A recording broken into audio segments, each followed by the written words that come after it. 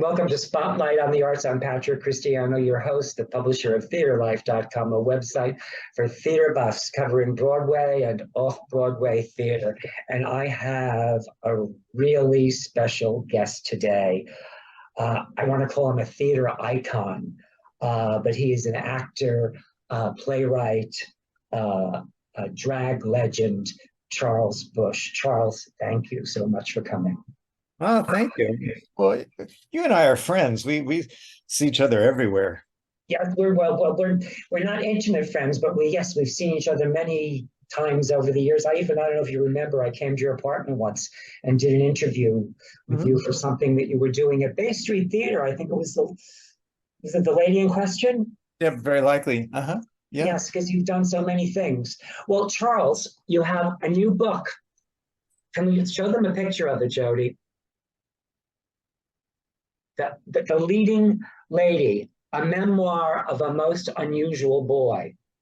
Now, on the dust cover, I want to read this because it's so fabulous, from Sarah Jessica Parker. Right. A magical tale of how Charles brought drag into the present day by celebrating the glamour of the past, which is so true and so spot on from the pretty glamorous lady herself. Well, should I actually confess the truth behind this quote? I haven't told this anywhere, and it's just when we were coming up with the title for my book, I had originally called it. The book originally was just a kind of a series of anecdotes, and so I called it "This Never Leaves the Dressing Room," and then the book became more of a regular memoir. And so my agent, no, it was my agent. No, yeah, no, it was actually the publishing company. They thought it needed a better title, so my agent came up with Leading Lady, and then I came up with the memoir of a most unusual boy. So we put it all together. But then the publisher, I think the marketing people wanted the word drag somewhere. And I kind of bristled and thought, I don't want to call it, Life's a Drag, the Charles Busch story or something like that. I want more dignity, more, elan, So anyway, but then after I kind of was thinking about it, I thought, oh, maybe this has to do with search engines and things like that, that they want the word drag because, drag's kind of hot now. And so I wrote the marketing person and said, would it count if there was a quote on the cover that used the word drag? And she said, yeah, that would count. So then I wrote this. You're so inventive. You blow me away. How clever you are. So I wrote this, rather grand quote about how I took drag out of the modern. What's it say again? I forget. Anyway, it says how you brought drag into the present day by celebrating the glamour of the past, which was really so true. So I came up with that, and then I happen to be personal friends with Sarah Jessica Parker, and so I asked her, could I attribute this quote to you, and she said absolutely. And that's how it works in publishing, honey. That's how it evidently works. However, that said, I've got some pretty fabulous celebrity endorsements in the back. Would you please? Yes, I want to read. There's one particular one I want to read because it inspired, because it went right to what the book did for me. Okay, and it's the Jim Parsons one. Yeah, and it's real. It's real. Yeah, fascinating, elegant, frank, and unputdownable. I devoured this book with a glee that could only be surpassed by watching Charles Busch perform live. Well, it's something about Jim Parsons. I didn't know him, and I went to see the production of the Boys in the Band that he did on Broadway. Oh, he was, yes, and it was so marvelous. I mean, it really made a great case for the timelessness of that play, and it was marvelous. And there was playbill, and I was coming home and on the subway, and I was just reading the playbill after I left the theater, and they had, I guess it was for maybe Pride Month or something, so they'd asked each person in the cast to mention what cultural things had they seen growing up that made a big impact on them being gay. And so I'm just reading this, and under Jim Parsons, he says, no, unquestionably the plays of Charles Busch. I thought, what? Wow. I didn't know this guy, and he, wrote this beautiful thing about how when he was so discouraged, thinking that he would never, find a place in show business, being this, not An unusual character, yes. An unusual type.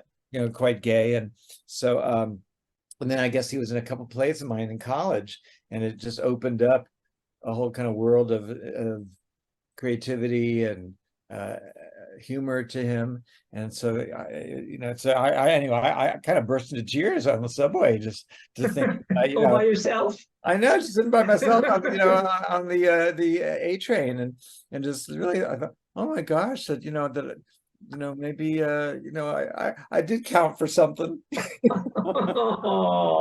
Yeah, so then we've become kind of friends. That's a wonder. So you've become friends ever since now. Yeah, he hasn't come over for dinner, but he, I think we're friends. My late sister used to never quite understand in showbiz. Like, I'd take her with me to some benefit that I was performing, and we'd be gabbing with all the different people who were on the bill. And then later she would say, oh, how's your friend Liza Minnelli or something? And I thought, well, she's not really my friend, and I know that night it seemed like we were all best friends, but that's just how show business people are when they all get in the same room, so yeah, it's a tricky thing, isn't it? Like, what counts a friend and what counts what's an acquaintance, or and who are you intimate with? I do think you have to have, like, maybe to be a friend, don't you maybe each has to be like in each other's home, like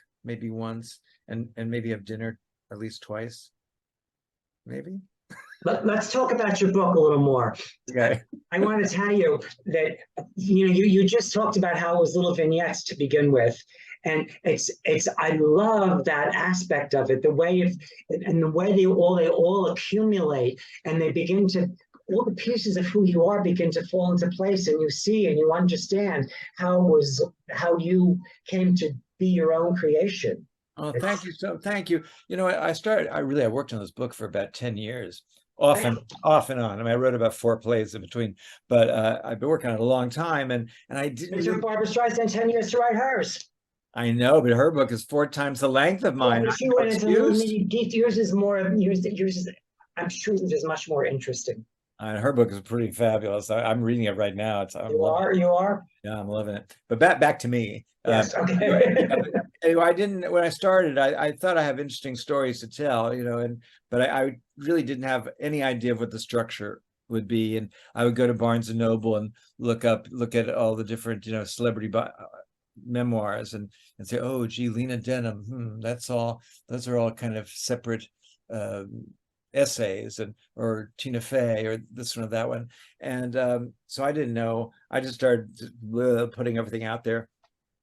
But I did think that I guess sometimes get a little restless in people's autobiographies when it takes a couple 100 pages to get to the point where they finally start their career. It's all about their grandparents and coming to America and their parents, and what I found is so wonderful about yours in particular is that because it's small pieces and they all have something entertaining to say, but also a message that reveals something about your observation powers too, and how you were so astute always, even as a young boy, to see where you fit in and where you didn't fit in. Yeah, yes, I would say that's true. I thought I was kind of fabulous, but yeah, the world didn't see it. I was this, I think there's an army of us unusual boys out there, and I was somewhat invisible, but I did think, alone in my room, I kind of thought I was pretty fabulous, despite the fact that the exterior world didn't agree all the time. Really see much value in me, and I was not good in school. I've never been able to really function in a classroom. Are you dyslexic at all? Because you didn't say anything about that in here. No, I'm not dyslexic.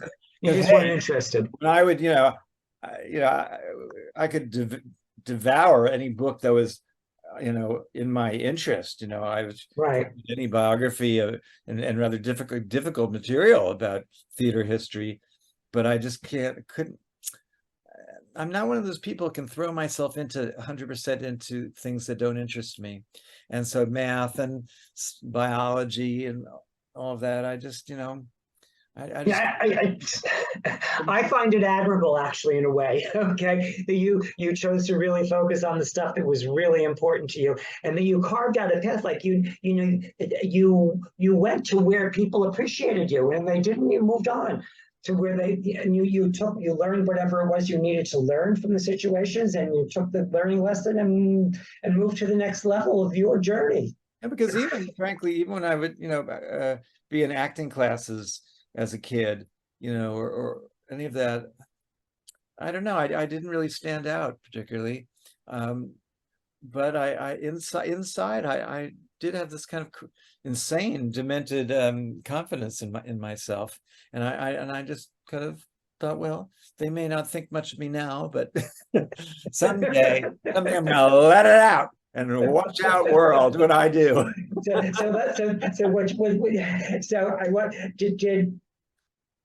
When did that moment come? Because you talk about in your biography about Zoe Caldwell coming back to your dressing. Was it Zoe Caldwell or came to your dressing room and told you were being too much?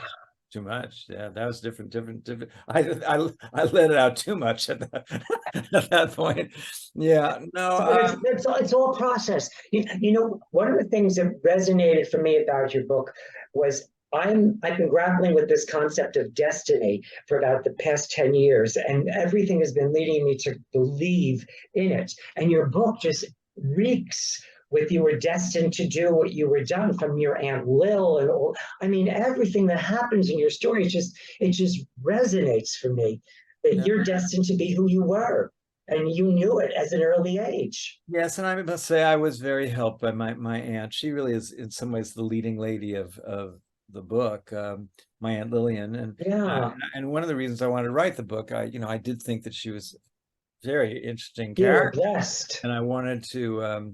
I really wanted to see if I could create a full portrait of her, not just some gauzy, perfection, but if I could show the places where being human, where she disappointed me, or made a wrong decision based on just her own humanity, and I was hoping that if I really made a full picture of that, the reader still would come away with really appreciating her and loving her. And I from what I gather, I think I pulled that off.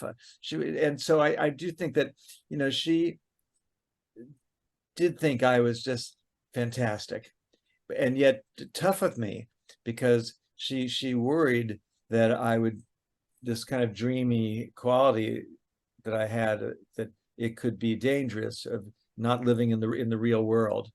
And so she was very, very tough on me in rather existential ways, of just that, she would lecture me, and I don't want to be like Blanche Dubois. Before I knew who Blanche Dubois was, I shouldn't be like her. She wanted me to face reality and really have insight into myself, and not live in illusion and lies.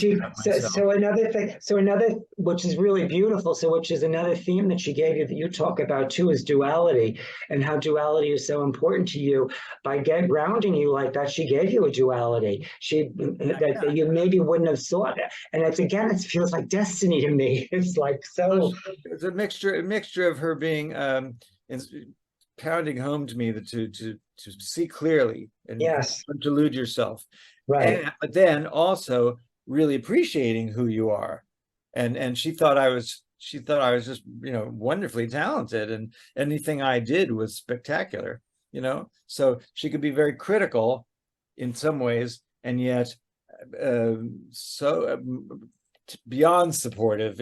She was. I think I say in the book, and sometimes she was kind of my project manager. I was, I was an art major. Yeah, that was another thing that I had no idea. My God, you're so gifted as an artist. I mean, it's just you're naturally gifted as an artist. It's mind-boggling. And not that interested. It was sort of, I think other people have this where they just maybe, I don't know, have a natural gift for music, but not necessarily overwhelming interest. But with me, yeah, I don't know. I was just born with an ability to draw people, and Right, they're fabulous. and it wasn't a passion of mine. You should have given us some of your sketches to show for the audience. I didn't think about that because there's one in the book. I forget who it was. Julie Wilson, the singer Julie Wilson. Yes. Oh, yes. No, I just I had this talent, and then but I was able to use it in a very pragmatic way. That during about 10 years of real struggle financially, trying to find my place, some place for me in as a writer, actor, and like every other young person it's in the arts, I had to try to earn a living. And so instead of being a waiter, which I did try for 1 3-hour job, and was the worst, is that it was like out of I Love Lucy. I mean, it was just such. Listen, our time, I'm going to interrupt you only because our time is going so fast and we have some other things I want to get around to. And you did have a struggling period, but you broke out with the Vampire Lesbians of Sodom off Broadway in the East Village. And you created a whole niche for yourself and wrote plays that you could star in and moved yourself into the mainstream. It's been incredible, your journey, absolutely incredible. And now as you've made your plays have been made into films, some of them, Die Mommy Die. And what's another one? Psycho Beach Party. Psycho Beach Party is another popular one. And you now, during COVID, when there's nothing to do, you come up with the idea to make a movie. Yeah, well, you shot a movie at the height of COVID, before there was a vaccine. In fact, so the protocols were just crazy, and some of them did ultimately. Now we realize didn't make any sense, but we did it all, and we shot. When I say we, it's my friend Carl Andrus, who has one of your directors, works with you all the time. He's directed almost very gifted for the past 25 years. Yeah. Yes. Yeah, he's kind of like my son in some ways, really, and so anyway, we wrote together via Skype the screenplay, and then we were able to somehow get it made immediately and shot in my neighborhood here in Greenwich. What's it called again? The Sixth Reel, and it's a wacky comedy caper movie, and it's all about obsessive classic movie collectors who are find this rare lost reel of a legendary silent film, and they steal it from each other and have to steal it back. And I always wanted to make a movie where my buddy Julie Halston and I would get up in wacky disguises and be running around like fools around Greenwich Village, and we did it. It's available now. It's out. I should say it was kind of a lost film in itself for a while, to be quite honest, but at long last it's available to be seen on Amazon Prime and Apple TV. And you can also find a trailer of it on YouTube if you want to.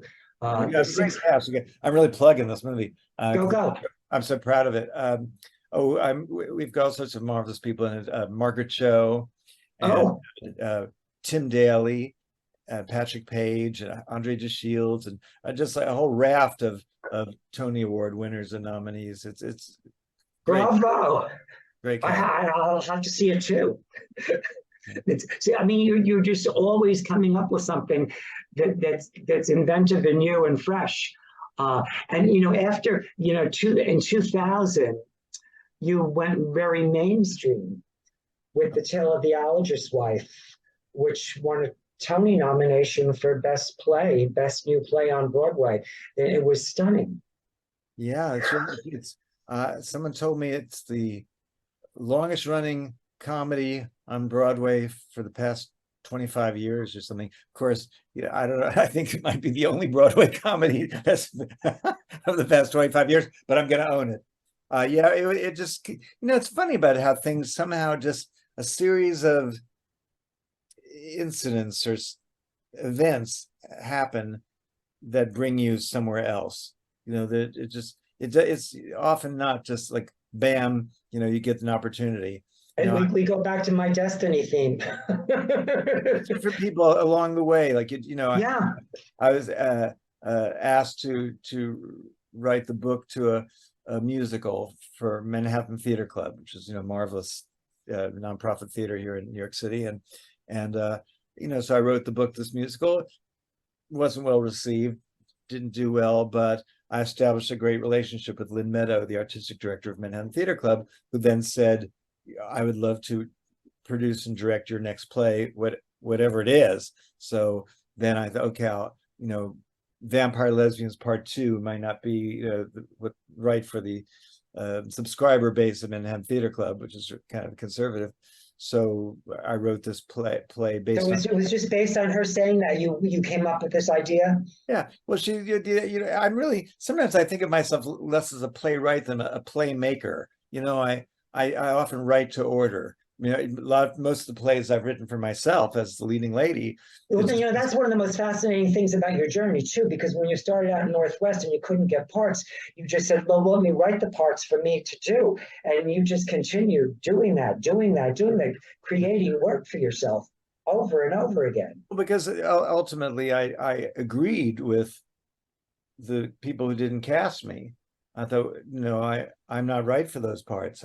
Another sort of more straight acting person would be more suitable for that particular role, but there are no roles for me. So therefore, unless I just want to, I don't know, go into advertising or something, I better figure out a way of writing a role that only I can play, let's say, or that's so suited. There was a great quote from the French playwright Jean Cocteau: whatever it is about you that people condemn you for, cultivate that, because that's who you really are.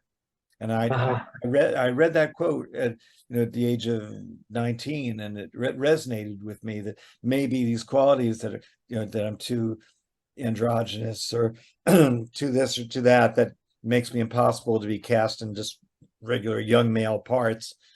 Maybe that's something that's unique about me, and I shouldn't loathe it. I should celebrate it. And so you did, and we have some images, some pictures of some of the females you celebrated, and you can tell us what they are, okay? Jody, if you just show us the images, you can talk over them, okay, Charles? All right. This is the marvelous actress Mary Testa in blue, and a marvelous actor John Voida, whose head I'm about to decapitate, in a play called Judith of Bethulia. And I have this relationship with a very unique downtown theater on the Lower East Side called Theater for the New City. And it's still run with an iron fist by the same woman who founded it in 1971, Crystal Fields. Crystal Fields. And I go there, and over the years, and I started out, she produced my very first play.